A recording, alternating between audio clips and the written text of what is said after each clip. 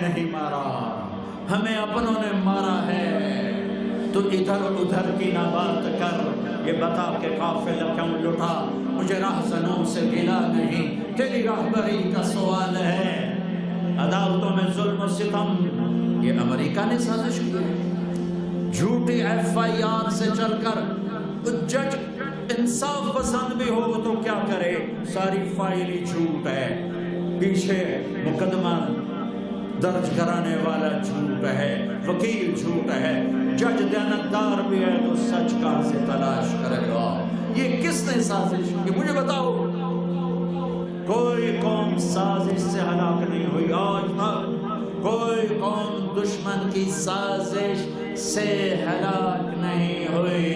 ہمیشہ جب قومیں اخلاقی پستیوں کا شکار ہوئیں، اخلاقی گراوٹ کا شکار ہوئیں، ظلم و ستم کو وتیرہ بنایا، شراب و زنا کو عیاشی بنایا، ناچ گانے کی محفلوں کو سجایا، ناپ تول میں کمی کی، اللہ نے ان قوموں کو صفحہ ہستی سے مٹا دیا۔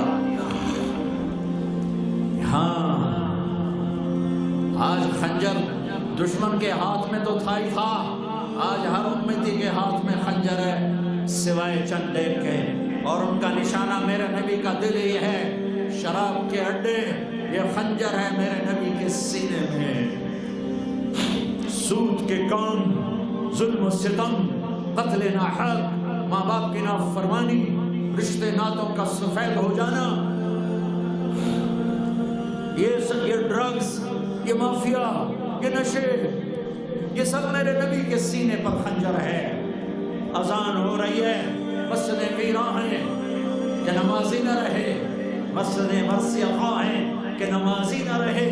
ہاں یہ کون سی سازش ہے؟ تم نماز نہیں پڑھتے ہو، یہ سازش ہے۔